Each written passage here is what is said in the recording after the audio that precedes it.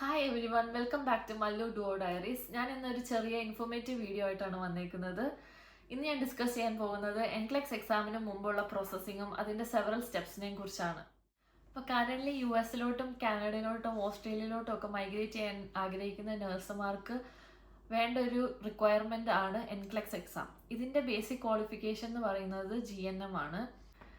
ബാക്കിയുള്ള എക്സാം പോലെ നമ്മൾ പേയ്മെൻറ്റ് ചെയ്ത് എഴുതാൻ പറ്റുന്നത് ഒരു എക്സാം ആയിരുന്നു എൻക്ലെക്സ് എന്നായിരുന്നു എൻ്റെ ഒരു ധാരണ. പക്ഷേ ഇതൊരു 6 months ലോങ് പ്രോസസ്സിങ് ചെയ്തിട്ട് എഴുതുന്ന ഒരു എക്സാം ആണ്. അപ്പോൾ ഇതിന് സെവറൽ സ്റ്റെപ്സ് ഉണ്ട്. അതാണ് നമ്മൾ ഇന്ന് ഡിസ്കസ് ചെയ്യാൻ പോകുന്നത്. അപ്പോൾ ഞാനിപ്പോൾ കറൻ്റ് UK-യിലാണ്. UK-യിലെ BRP കാർഡ് പോലെ നമ്മുടെ US-ലും ഒരു സോഷ്യൽ സെക്യൂരിറ്റി നമ്പർ ഉണ്ട്. അതില്ലാത്തവർക്ക് 4 ഓപ്ഷൻസ് ആണുള്ളത്. ഒന്നെങ്കിൽ ടെക്സാസ്, അല്ലെങ്കിൽ Florida, or New York, or Illinois. ഈ 4 എണ്ണത്തിൽ ഏതെങ്കിലും ഒന്നാണ് നമ്മൾ ചൂസ് ചെയ്യേണ്ടത്. ടെക്സാസിന് നമ്മുടെ ബോർഡ് ആപ്ലിക്കേഷൻ കഴിഞ്ഞാൽ ചിലപ്പോൾ നമ്മൾ എക്സ്പീരിയൻസ് സർട്ടിഫിക്കറ്റ് പ്രൊഡ്യൂസ് ചെയ്യേണ്ടി വരും. നമ്മുടെ ലൈസൻസിങ് അതോറിറ്റിയിൽ നിന്ന് വാങ്ങി പ്രൊഡ്യൂസ് ചെയ്യേണ്ടി വരും. അതേപോലെ ഇയർ ഗ്യാപ്പ് ഉണ്ടെങ്കിൽ അതൊരു ഇഷ്യൂ ആയി മാറിയേക്കാം. അതുകൊണ്ട് എനിക്ക് അവർ സജസ്റ്റ് ചെയ്തത് ഇല്ലിനോയ്സ് ആയിരുന്നു. അതുകൊണ്ട് ഞാനും ഇല്ലിനോയ്സ് ആണ് ഓപ്റ്റ് ചെയ്തത്. അപ്പം നമ്മുടെ ഫസ്റ്റ് സ്റ്റെപ്പ് എന്ന് പറയുന്നത് കോളേജ് ആൻഡ് കൗൺസിൽ വെരിഫിക്കേഷൻ ആണ്. ഇതിനുള്ളത് 2 ക്രെഡൻഷ്യലിംഗ് ഏജൻസീസ് ആണ്. ഒന്ന് ERES-ഉം ഒന്ന് CGFNS-ഉം. ERES ആണെങ്കിൽ covers only limited states and CGFNS ആണെങ്കിൽ it is processing for almost all states. ERES it is better in terms of processing time and response. അപ്പം CGFNS ആണെങ്കിൽ ഞാൻ ഇങ്ങനെ കേട്ടിട്ടുണ്ട് നല്ല ഡിലേ വരാറുണ്ട്. 1.5 years ഒക്കെ ആയിട്ട് വെയിറ്റ് ചെയ്യുന്നവരുണ്ടെന്നാണ് ഞാൻ കേട്ടിട്ടുള്ളത്.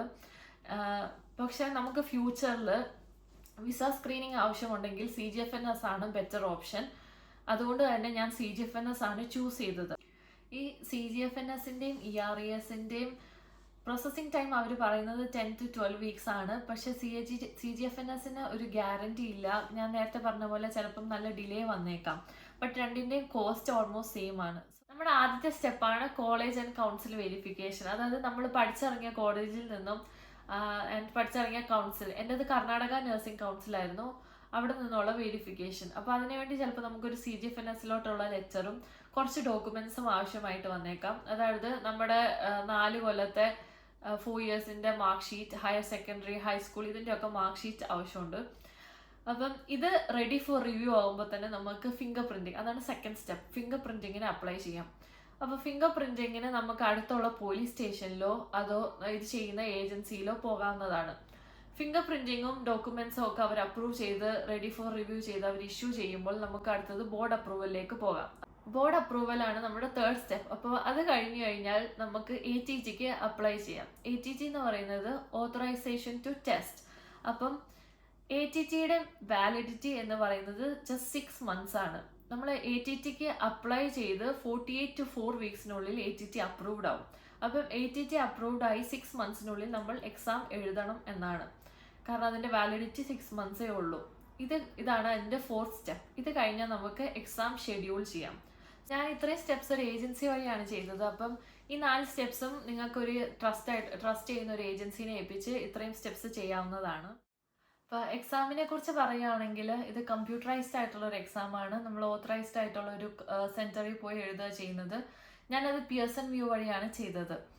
അപ്പോൾ ഇതൊരു 5 hours നീണ്ടുള്ള ഒരു എക്സാമാണ്.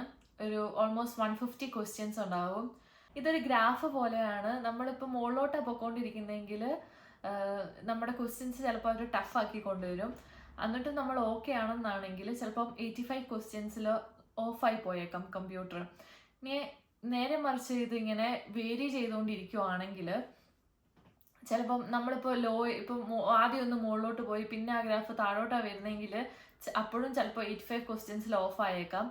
അത് നമുക്ക് ഉറപ്പിക്കാൻ പറ്റത്തില്ല നമ്മൾ പാസ്സായതാണോ ഫെയിൽ ആയാണോ എന്ന്. അങ്ങനത്തെ ഒരു കൺഫ്യൂഷനിലായി പോകും. അപ്പോൾ എൻ്റെ ഫസ്റ്റ് അറ്റംപ്റ്റിൽ തന്നെ എനിക്ക് എൻക്ലെക്സ് എക്സാം കിട്ടി. അതും 85 questions തന്നെ അത് ഓഫായി പോയി. അപ്പം 3 to 5 days ആണ് റിസൾട്ട് എടുക്കാൻ വേണ്ടി വരുന്ന ടൈം. അപ്പം ഞാൻ നല്ല ടെൻഷൻ അടിച്ചിരുന്നു. അത് എന്തുകൊണ്ട് ഓഫായി എന്നറിയില്ല, പാസ്സാണോ ഫെയിലാണോ എന്നൊന്നും അറിയില്ല. അപ്പം അങ്ങനെ കുറേ ടെൻഷൻ അടിച്ചു. അപ്പം ഇതൊക്കെയാണ് എൻക്ലെക്സ് എക്സാമും അതിൻ്റെ പ്രൊസീജിയേഴ്സും പ്രോസസ്സും ഒക്കെ. അപ്പോൾ ഏതൊരാൾക്കും പരിശ്രമിച്ചാൽ കിട്ടാവുന്നതേ ഉള്ളൂ ഈ എൻക്ലെക്സ് RN എക്സാം.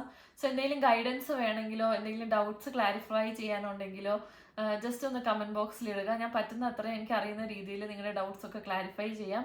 സോ അടുത്ത വീഡിയോ വരുന്നവരെ ബൈ.